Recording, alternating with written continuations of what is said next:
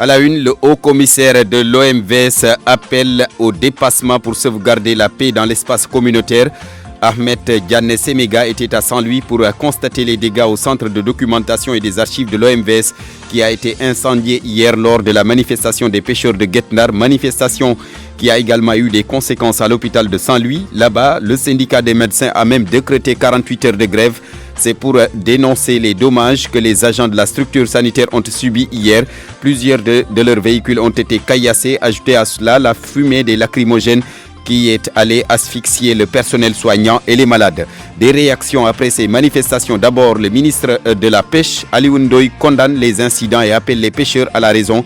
Cheikh Bamba Dièye, lui, fait porter le chapeau de la responsabilité à l'État.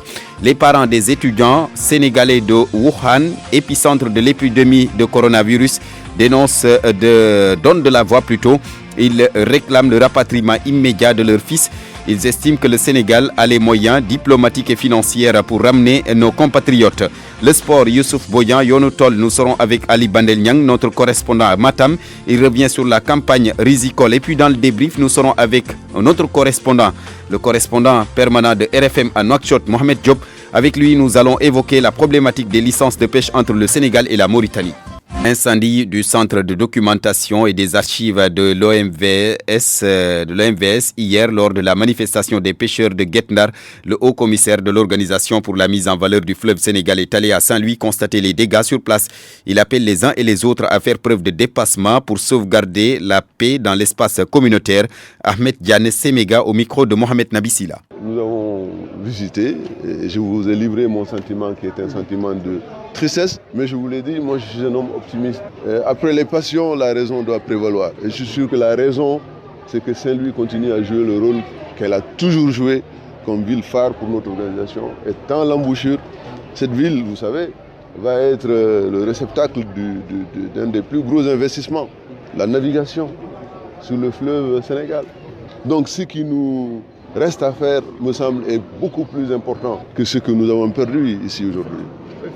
Par la folie, j'allais dire, des hommes. Je suis sûr que même ceux qui ont fait cet acte-là l'ont regretté aujourd'hui. Ici, c'est l'immeuble qui symbolise la fraternité entre les pays. C'est l'immeuble qui symbolise la paix dans une Afrique où la mémoire est tout. Quand vous perdez votre mémoire, vous n'êtes plus vivant. La mémoire est intacte. J'y vois un signe de Dieu. Dieu nous aidera à préserver le plus important, la paix, la fraternité entre nos pays. C'est le symbole de l'OMVS. Ahmed Diane Sénégal, haut commissaire de l'OMVS qui était à Saint-Louis ce matin.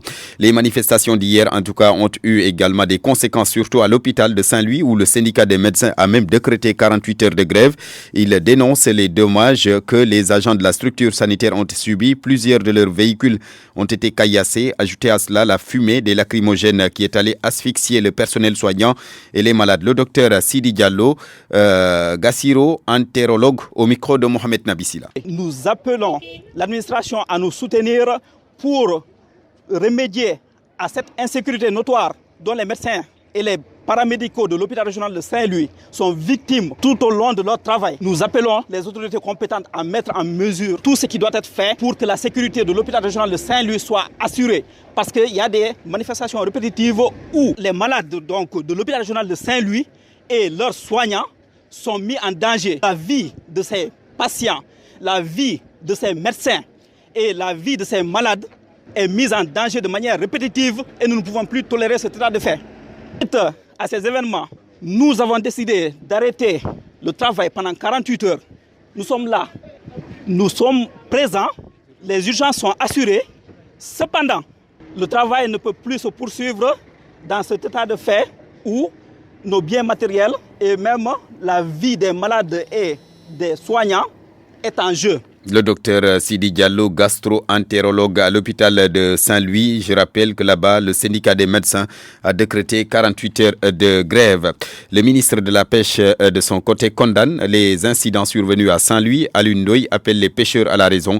Il souligne que des négociations sont en cours avec les autorités mauritaniennes pour trouver une solution surtout au problème des pénalités. Et là, Djindio Goudien. D'un ton ferme, le ministre de la Pêche, Alioune Ndoye, dénonce le comportement des pêcheurs de Guet Ndar qu'il juge inacceptable. Pas de cette manière-là qu'on règle les problèmes. Je demande aux acteurs de revenir à la raison. Parce que nous sommes dans un état, à défaut d'état, nous ne sommes plus en sécurité, ni vous, ni moi, ni personne. Donc il faut que les gens sachent que ceci n'est pas une solution d'aller saccager des institutions, des sociétés privées, les biens de tiers qui n'ont rien à voir avec ça, simplement parce qu'on dit « moi je veux aller pêcher dans un pays tiers ». Aujourd'hui, la Mauritanie est fondée à nous dire « nous n'accordons plus de licence si les gens ont ce type de comportement ». Il précise que le problème des licences de pêche a été réglé grâce à un compromis avec la Mauritanie. La partie mauritanienne a eu vraiment l'amabilité de nous suivre sur beaucoup d'éléments. Ce protocole d'accord arrivé à échéance le 31 décembre 2019 et il n'y en avait plus de nouveau. Et ils ont accepté quand même que nous ne perdions pas de temps pour mettre encore des commissions pour renégocier un protocole, mais de proroger l'existant pour encore une année, donc jusqu'à la fin 2020. Mais en attendant, l'obstacle majeur reste les amendes infligées aux pêcheurs qui ne respectent pas les clauses du protocole d'accord à Lindoye. Ce qu'il faut noter, c'est que ce n'est pas une difficulté d'avoir les licences, c'est que nous sommes en train de négocier les pénalités que le comportement de ces acteurs ont eu à occasionner. Donc des pénalités très importantes, plus de 1826 cas de pénalités, que nous négocions parce que nous avons expliqué à la partie mauritanienne qu'il serait très difficile à ces artisans de faire face à cela. Mais notez simplement que les licences sont prêtes du côté de la Mauritanie. À la suite d'âpres négociations, les gouvernements sénégalais et mauritaniens étaient tombés d'accord en décembre 2018 sur l'octroi de 400 licences de pêche pour une capture de 50 000 tonnes de poissons sur une période d'1 an. Et la Djendjo-Goudjen, autre réaction, celle de Cheikh Bamba Dièye. Réaction bien sûr sur les événements survenus à Saint-Louis hier. Il tient l'État pour responsable. Le leader du FSDBJ estime que rien n'a été fait par les autorités pour soulager les populations de Guet Ndar confrontées à plusieurs problèmes. On l'écoute. Je suis meurtri par la situation qui se passe à Guet Ndar. Mais je ne voudrais pas que ce soit l'arbre qui cache la forêt. Guet Ndar est une poudrière à 4 étages. Il y a le problème lié à la Mauritanie. Les gens se font tuer, ils se font arnaquer. Et je crois que ce problème est très sérieux, que l'État du Sénégal doit arrêter de louvoyer. Il doit évacuer les intermédiaires et parler d'État en État avec la République de Mauritanie pour stabiliser cette situation. Le second étage de difficulté qu'il y a à Saint-Louis est lié à la brèche qui a coûté plus de 450 vies humaines. Je pense qu'aussi c'est un autre problème lié à celui de l'avancée de la mer qui a détruit presque tout le littoral de la Langue de Barbarie. Si on y ajoute le problème de l'exploitation gazière, vous voyez que sur cet environnement-là, la moindre étincelle peut embraser le tout. Il faut que l'État du Sénégal prenne ses responsabilités parce que Saint-Louis, la Langue de Barbarie et Guet Ndar ont besoin que de 150 milliards pour stabiliser la brèche et gérer le problème du changement climatique. Lorsqu'un État est capable de dépenser 156 milliards pour un TAD, ou 800 milliards pour un TER, 300 milliards pour un BRT, il doit être capable de régler les problèmes de sécurité et d'environnement et de cadre de vie liés au travail des pêcheurs. Et je pense aujourd'hui qu'il est difficile de dire aux gens « calmez-vous » lorsque pendant des années et des années, on les a ignorés. Il est de la responsabilité de l'État d'assumer et de faire en sorte que ce problème-là, globalement, soit réglé et réglé en profondeur. Cheikh Bamba Dièye, le leader du FSDBJ, je rappelle que la manifestation des pêcheurs de Guet Ndar, donc, c'était une manifestation pour réclamer l'octroi des licences de pêche, un problème ou un sujet que nous évoquons d'ailleurs tout à l'heure dans le débrief. Je rappelle que nous serons avec Mohamed Diop, notre correspondant permanent à Nouakchott. Il est 18h11. RFM, la radio de toute l'actualité. RFM Soir. RFM Soir. Barthélémy Ngom. Je vous l'annonçais en titre, le collectif des parents des étudiants de Wuhan qui demande le rapatriement immédiat de ses fils. Le collectif rassure l'état de santé des 13 étudiants sénégalais coincés là-bas en Chine. Ses parents sont convaincus que le Sénégal a les moyens diplomatiques et financiers pour leur rapatriement. Ils étaient face à la presse ce matin, compte rendu Koumba Sandiane Faye.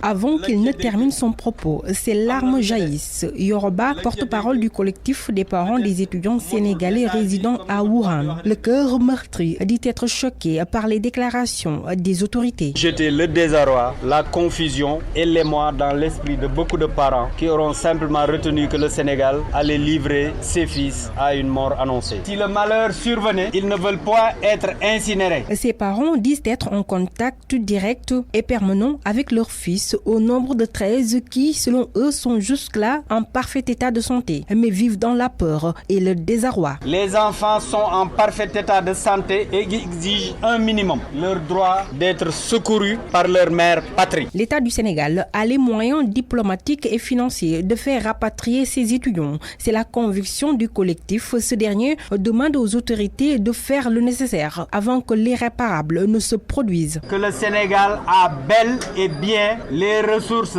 amicales, les ressources diplomatiques, humaines, financières, logistiques pour procéder au rapatriement d'urgence de ces enfants. Comme la France, le Maroc, la Tunisie, l'Algérie, la proche Mauritanie. Mais avant, Yoruba et autres parents souhaitent que leurs fils soient rassemblés en un lieu sûr et sécurisé. À nos chers et dignes fils, nous disons tous que nous vous aimons.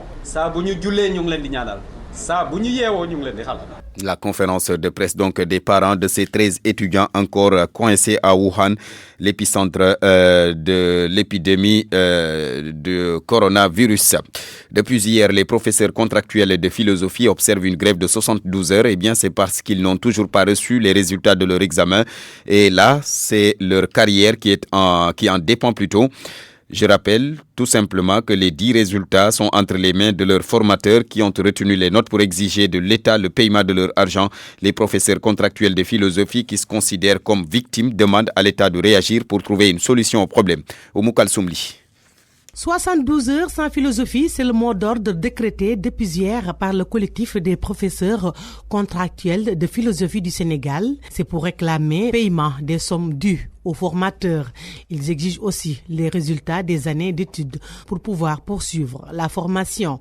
Saourou Sène est le secrétaire général du syndicat autonome des enseignants du moyen et secondaire du Sénégal. Tout le monde reconnaît que les sommes dues au niveau de la FASTEF ont été dégagées au niveau de l'éducation nationale. C'est la raison pour laquelle, en tout cas, nous ne pouvons plus accepter que ces gens-là fassent plus d'une semaine pour ne pas recevoir leur diplôme professionnel.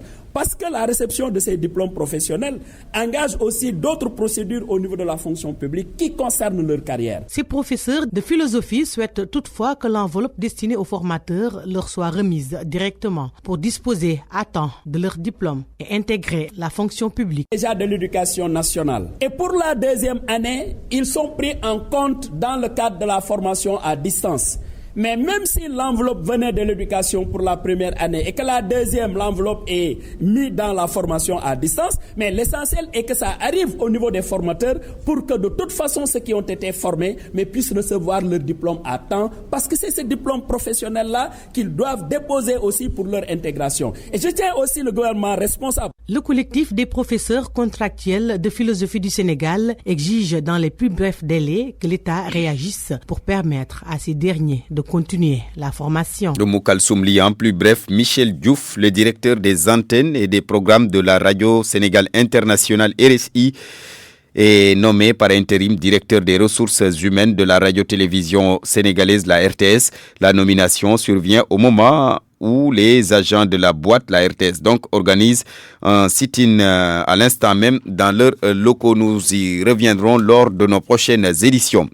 Touba, les 3 enfants d'une même famille décédés dans un incendie inhumé cet après-midi au cimetière de Bakia. Le maire de Touba, Abdullah Hadka, le préfet de Mbaké et le sous-préfet de Ndam étaient ce matin au chevet de la famille éplorée. Cet incendie au marché Petersen la nuit dernière, plusieurs millions partis en fumée. Les sinistrés indexent les installations électriques clandestines et pourtant, ont-ils dit à Aïssatou Faye-Bodian, ils ont longtemps alerté. Elhadj Thiaw, commerçant, vient de perdre plus de 35 millions de francs CFA. Selon lui, l'installation clandestine de l'électricité est à l'origine. L'installation clandestine de l'électricité est à l'origine de tout ça. C'est aussi simple. J'ai perdu au minimum 35 millions de francs CFA. Devant ces marchandises calcinées, il n'est guère surpris. Les sapeurs-pompiers sont venus, mais ils ont eu du mal à accéder au magasin à cause de la décision du maire de Dakar Plateau qui a décidé d'installer les marchands ambulants sur la voie. Nous avons alerté plusieurs fois, mais rien n'est fait. Khalifa Thiaw, marchand ambulant, n'a pu sauver qu'une valeur de 200 000 francs CFA. J'ai perdu des millions car je venais juste d'acheter des marchandises avant-hier. Tout est parti en fumée. J'ai perdu des millions.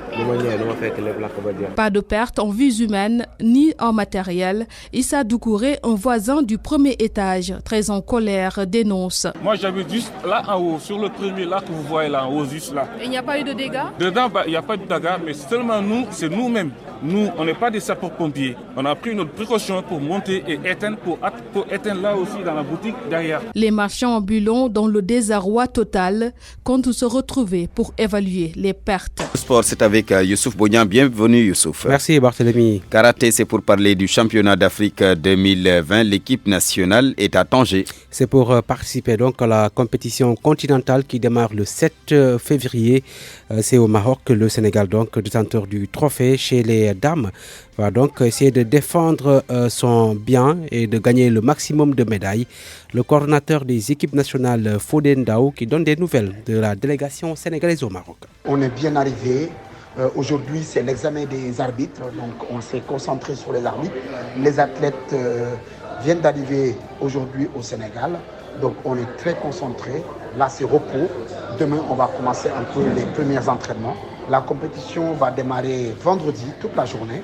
Donc, j'espère que vraiment tout le Sénégal sera derrière nous. Nous demandons les prières à tout le monde et que vraiment c'est le Sénégal qui gagne et que le karaté sénégalais se porte bien. Tout le monde est là et que j'espère vraiment que nous allons être champions d'Afrique comme on l'avait fait au Cameroun avec plein de médailles d'or. Et ça va démarrer donc le 7 février prochain, Barthélémy. Du football, Youssouf, on connaît les affiches des quarts de finale de la Coupe CAF. La Coupe CAF donc qui va se jouer entre le 1er et le 8 mai prochain.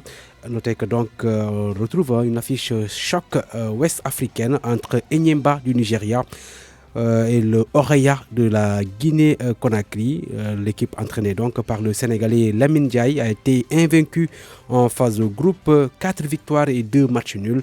Les autres affiches des quarts de finale de la Coupe de la Confédération africaine vont opposer Al-Masri d'Égypte aux Marocains de la Renaissance de Berkane, finaliste de la saison dernière. Pyramide FC de l'Égypte affronte Zanaco de la Zambie, Al-Nasr de la Libye qui va jouer contre Hassania Agadir du Maroc. Les quarts de finale en aller-retour vont se jouer entre le 1er et le 8 mai prochain. Tout à l'heure donc on connaîtra les affiches pour les quarts de finale de la Ligue des champions africaine. Le tirage au sort est en cours en Égypte, Barthélémy. Du foot en Europe pour terminer. En Europe où on va démarrer avec la France où on joue la suite de la 23e journée. Des matchs donc ont démarré. Notez que Montpellier mène devant Metz par 1-0. But marqué donc par Savanier à la 16e minute de jeu. De l'autre côté, Lyon, Amiens, 0 but partout. Entre Toulouse et Strasbourg également à 0-0. À 20h, notez ce match qui va opposer Saint-Etienne à Marseille. En Angleterre, 4e tour de la Coupe. Match rejoué entre Tottenham et Southampton. Le match est prévu à 19h45. D'autres matchs en Allemagne avec les 8e de finale de la Coupe nationale. Le Bayern Munich qui va affronter Offenham. Le match est prévu à 19h45 également. Entre autres matchs donc prévus ce soir. Les résultats, ce sera dans nos éditions prochaines. Ce sera à 21h et à 22h, Youssouf Boignan. Merci. 18h20. Yonou Tol, c'est avec Ali Bandel Niang, notre correspondant à Matam. Mesdames et messieurs, bonsoir et bienvenue à Matam où nous avons le plaisir de présenter ce nouveau numéro de Yonou Tol. Campagne agricole de l'hivernage 2019-2020. Les paysans de Matam ont vécu l'une des saisons les plus mouvementées. Retard dans la mise en place des obsèques, des intrants, du crédit et la baisse du niveau d'eau du fleuve Sénégal, des manquements qui ont impacté sérieusement la production risicole. Salif Dem est l'un des agriculteurs du casier de Ndouloumadi dans le département de Matam. Nous sommes retrouvés à une campagne extrêmement catastrophique due à 3 choses fondamentales. La première chose, c'était lié à la descente des fils fil courant électrique au niveau du pompage, vraiment qui était tardivement effectué. La deuxième chose, nous avions un réseau mal fait, ça veut dire les canaux qui conduisent l'eau. Troisième chose malheureuse qui est tombée durant même la campagne, le pompage est au-dessus de l'eau. Le problème, c'est tombé avec une saison de fraîcheur où les graines ne pouvaient pas être fertiles à ce moment-là. C'est pourquoi nous avons fait appel au monde entier pour vraiment observer la nature des champs de cette année. Cette année, il n'y aura pas. Parce que ceux qui vont produire, ils ne vont pas avoir les 1/5 de leur production. Et la plupart ne vont même pas récolter, prendre leur herbe et amener ça au village. Vous savez, on a pris, c'est à la banque agricole, on a pris une dette là-bas. Vous savez, ces champs-là, 470 hectares, ça nourrissait 6 villages. Et pourtant, dans le souci de sauver ces rizières, la SAED avait bien conduit des opérations de curage des canaux pour approcher les eaux des stations de pompage. Mais pour Abou Sall, l'ingénieur délégué de la SAED de Matam, il faut plus de rigueur dans le respect du calendrier cultural. Voilà, sur la baisse du niveau du fleuve, en fait, on a eu à dépêcher une pelle hydraulique, donc qui a curé les chenaux en fait qui étaient concernés. C'était Ndouloumadji essentiellement et Dolol Wodebere. Donc parce qu'en fait à un certain moment le niveau du fleuve était devenu trop bas. Donc les producteurs avaient des problèmes pour accéder à l'eau. Donc la SAED a initié ce programme pour les renforcer. Mais il faut expliquer aussi que cette situation est liée en fait à un retard sur le calendrier culturel. Et là on est en train de travailler avec les organisations pour les sensibiliser davantage sur le respect du calendrier culturel qui est un des intrants majeurs pour faire une très bonne campagne. Les rendements n'ont pas été fameux dans plusieurs périmètres, mais pour Ibrahima Aliouchoub, le président de la Fédération des agriculteurs de la vallée du fleuve Sénégal, il faut des allègements dans les conditions du remboursement de crédit en faveur des paysans victimes des vols de câbles électriques qui sont aujourd'hui au nombre de 14 casiers. Il y a beaucoup de retard, qui est causé par ça. Si on prend le cas de Ndouloumadji, les gens étaient obligés de creuser les canaux pour avoir de l'eau. Donc ça veut dire qu'il y a un retard sur le calendrier culturel. Et pourquoi? Et on incombe cette responsabilité aux paysans. Pourquoi vous êtes en retard? Non, on ne peut pas. C'est-à-dire qu'il y a des travaux qui dépassent largement la capacité des producteurs. On doit commencer au mois de juin. À Matam, nous, on a des problèmes. On a eu des problèmes depuis la saison chaude. Et actuellement, pendant l'hivernage, les gens ont volé, il y a des vols de câbles qui sont là, et il y a beaucoup de périmètres tels que Matam qui ne sont pas allés en campagne à cause de ces vols-là. Mais tant qu'il s'agit de Ndouloumadji et de Wodebere, c'est le même problème. Il y a un retard là, qui est causé par le non-remboursement des dettes à temps. Donc, cette année quand même, on va essayer de tout faire. Les gens ont essayé de tout faire pour payer les dettes à temps et démarrer à temps pour la campagne hivernale. Dernière note de ce nouveau numéro de Yonoutol, nous nous intéressons au programme national d'autosuffisance Henri porté par le chef de l'État depuis 2012. C'est pour faire le point sur le volet accroissement des aménagements hydro-agricoles avec Abou Sall, le chef de la délégation SAED de Matam. Oui, nous sommes en train de réaliser, là où on parle, je peux dire près de 2000 hectares, donc qui sont en cours de réalisation. On a le casier de Djolol Djaoubé qui a commencé depuis l'année dernière. Il y a le casier de Nabadji. Il y a le casier dans le cadre du projet APFAM 1 financé par l'AFD. Et dans le cadre du volet de la phase 2 du projet APFAM toujours, on a démarré la réalisation du casier de Bou. Également, sous peu, le casier de Ogo Wurosogi va démarrer. Et dans le cadre du projet Waoundé, il y a le casier de Gangel qu'on a démarré. Donc il reste quelques travaux, près de 350 hectares. Donc aujourd'hui, on a quand même beaucoup d'aménagements qui sont en cours de réalisation. Et d'ici la fin de l'année ou peut-être début d'année prochaine, on aura à peu près 2000 hectares de plus sur ce qu'on est en train d'exploiter aujourd'hui. Merci à toutes et à tous d'avoir suivi Yonoutol depuis Matam. Rendez-vous mercredi prochain pour un autre numéro. Merci beaucoup Ali Bandel Niang. L'heure du débrief à 18h25. Nous sommes avec Mohamed Diop. Mohamed Diop, bonsoir. Bonsoir Barthélémy. Vous êtes le correspondant permanent de RFM là-bas à Nouakchott. Avec vous, nous parlons bien sûr de la problématique des licences de pêche à la lumière de ce qui s'est passé hier à Saint-Louis, cette manifestation des pêcheurs de Guet-Ndar. Alors, est-ce qu'il y a eu une réaction officielle des autorités mauritaniennes suite à la journée d'hier? Barthélémy, au moment où je vous parle, il n'y a pas encore de réaction officielle de la partie mauritanienne. Il n'y a pas encore de réaction officielle. Il n'y a pas encore de réaction officielle. Alors, le problème est lié justement à l'octroi des licences de pêche. Alors, qu'est-ce qui bloque un peu cette situation? Pourquoi ce problème revient de façon récurrente? Écoutez, je vais juste faire un petit rappel que ces licences de pêche sont accordées chaque année par la Mauritanie aux pêcheurs de Guet-Ndar. Avant, c'était 300 licences. Maintenant, c'est 400 licences. Une seule licence coûte 1 800 000 francs CFA. Il faut le multiplier maintenant par 2 parce que c'est pour 2 pirogues. Une pirogue de pêche et une autre qui transporte le poisson. Alors, à l'absence de réaction officielle, comme je dis... Donc une seule licence couvre 2 pirogues? Non, 2 licences. Ça veut dire chaque... Ok, voilà. C'est-à-dire il faut multiplier la somme des 1 800 000 par 2. Alors, revenant à votre question, à l'absence de réaction officielle de la partie mauritanienne, on pense que le blocage résulte peut-être de 2 choses. Il y a d'abord le règlement incomplet des licences, parce qu'il y a des pêcheurs sénégalais qui n'ont pas encore réglé la facture. Il y a également certains pêcheurs sénégalais qui doivent payer des pénalités. Et c'est des pénalités qui s'élèvent jusqu'à 100 000 francs CFA par pirogue.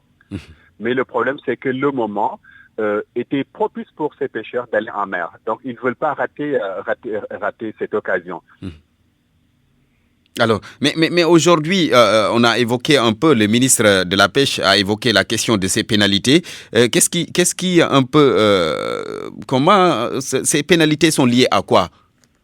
Oui, tout à l'heure, je discutais avec des pêcheurs, mais ce qu'ils me disaient, c'est que ils s'étonnent parce que le ministre, quand il était là, il avait dit que la partie mauritanienne avait pardonné donc ces pénalités. Mais après, tout refait surface.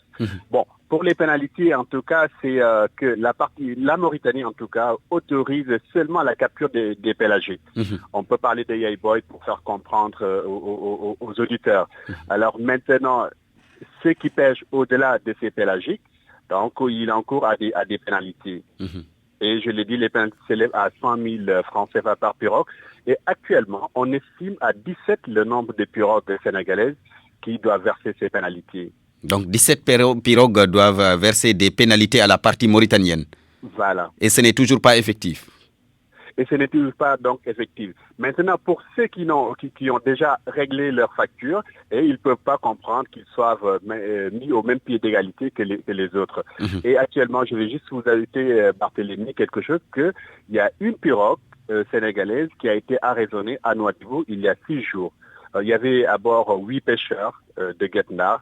Ils ont été en tout cas libérés avec leur capitaine, mais la pirogue est toujours arraisonnée. La pirogue est toujours arraisonnée. L'autre problème est lié un peu au débarquement, Mohamed Diop, au débarquement des captures des pêcheurs sénégalais dans les eaux mauritaniennes. Les autorités mauritaniennes demandent à ce que ce débarquement soit d'abord effectué en territoire mauritanien pour permettre aux autorités mauritaniennes de procéder à des contrôles. Oui, exactement. Parce qu'au début, il y avait 15%. C'est-à-dire chaque pirogue qui devait débarquer 15% pour alimenter le marché local mauritanien. Alors maintenant, après, peut-être qu'ils ont vu qu'il y avait beaucoup d'espèces qui étaient capturées, qui n'étaient pas entrées dans les accords. Donc, ils ont voulu que le débarquement se fasse en Mauritanie pour qu'il y ait un premier contrôle. Et c'est ce problème d'ailleurs qui posait un peu entre le Sénégal et la Mauritanie. Et ils ont trouvé un petit accord en essayant de pousser la partie mauritanienne à construire un port de pêche près de Saint-Louis. Après, les Sénégalais vont construire une route pour pouvoir acheminer le poisson. Ouais. D'accord. Merci beaucoup, Mohamed Diop. Merci. Merci. Je rappelle que vous êtes notre correspondant permanent à Nouakchott. Mesdames, Messieurs, merci à vous.